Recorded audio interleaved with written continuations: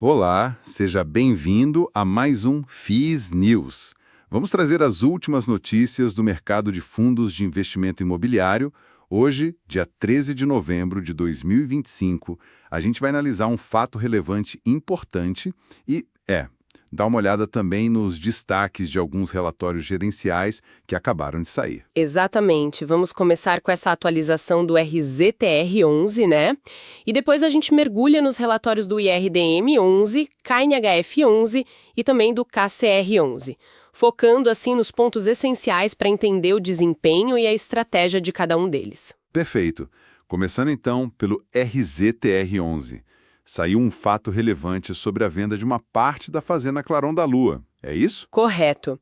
O fundo, através da Sociedade Clarão da Lua, que ele adquiriu lá em janeiro de 2024, né, vendeu o que eles chamam de Grupo 4 da Fazenda. Fica lá em Vanderlândia, no Tocantins. São uns 2.154 hectares, mais ou menos. E o valor? O valor total da venda foi de R$ 18.548.080. Quase 18 milhões e meio de reais. Certo, mas por que vender essa parte específica? Qual foi a lógica por trás? Então, a gestão explicou, né, essa área específica, que antes era usada para eucalipto e agora foi transformada, ela tem um perfil um pouco diferente. Os solos são mais arenosos, a vocação dela é maior para a pecuária e, segundo eles, tem um menor potencial de valorização no longo prazo, sabe? Entendi. Então a venda meio que evita que o fundo precise fazer investimentos futuros em pastagens ali, focar em outras áreas. Faz sentido a estratégia. E o impacto financeiro disso para o cotista, como fica? Olha, sendo bem direta, essa venda específica do Grupo 4, ela vai gerar um impacto contábil negativo, coisa de 0,20 por cota. Mas isso diluído ao longo do prazo de recebimento, né? Negativo.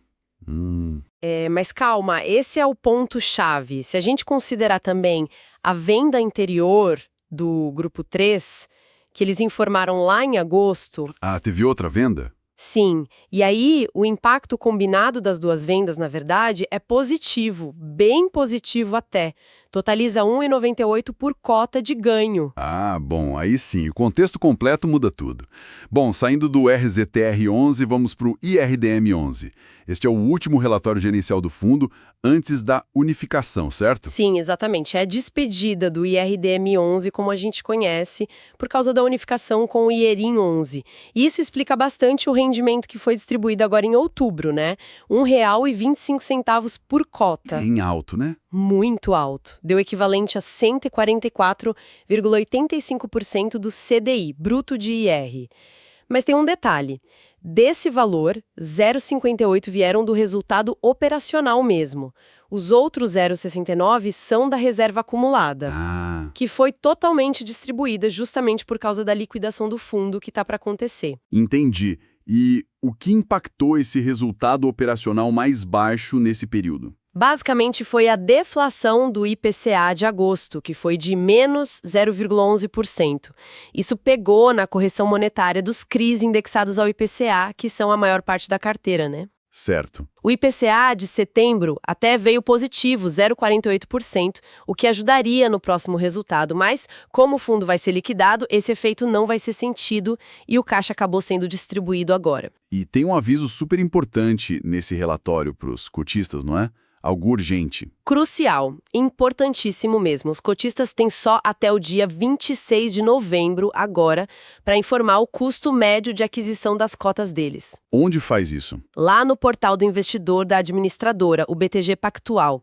Isso é essencial, sabe por quê? Para quê? Para evitar a retenção indevida de um imposto de renda no pagamento da amortização final, que vai acontecer em 9 de dezembro. Se não informar, o IR pode ser calculado sobre o valor total e retido a mais. Nossa, recado importantíssimo mesmo, tem que correr para fazer isso.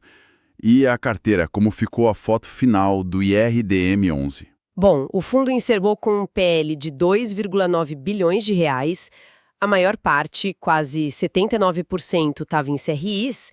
Desses CRIs, a maioria, uns 66%, indexados ao IPCA com uma taxa média de 8,77%. Uhum. Tinha também uns 19,5% em outros FIIs e o resto, uns 3,4%, em caixa, que vai ser usado agora na amortização. E alguma movimentação relevante de ativos nesse final? Sim, o relatório menciona a compra de um CRI chamado CRI+, e teve a cisão do RBRS11, que uma parte virou o RBFY11.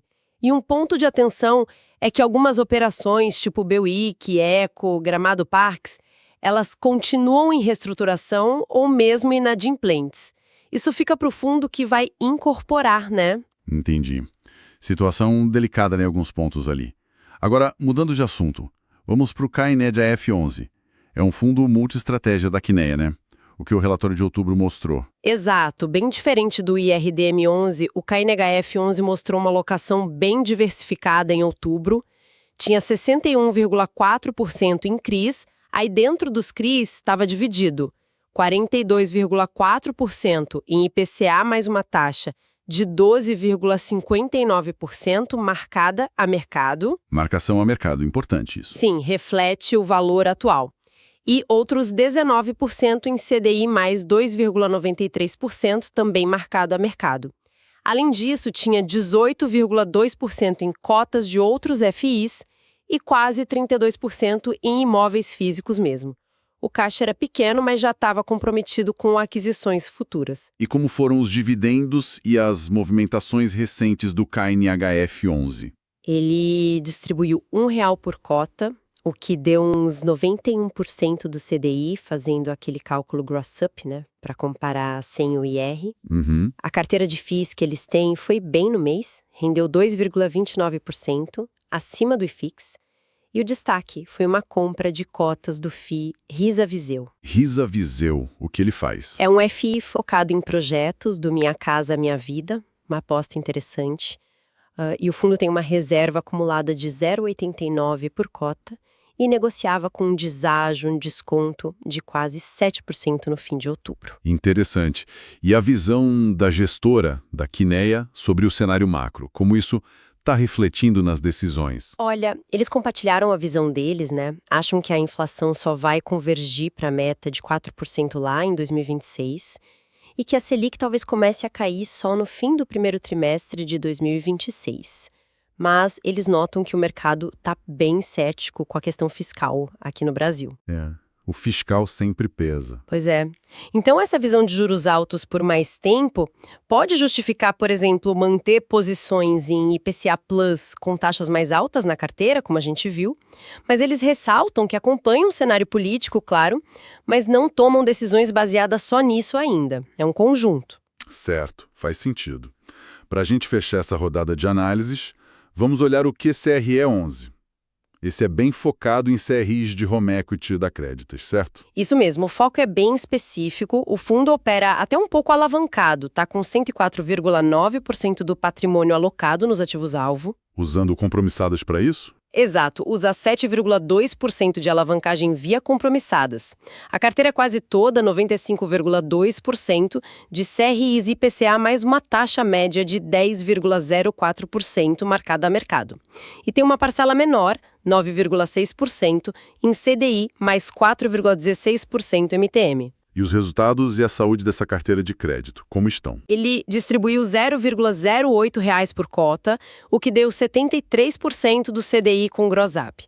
E, em outubro, eles investiram 19,2 milhões no novo CRI de home equity da própria Creditas. Ok. Inadimplência, pré-pagamentos. 2 pontos interessantes aí.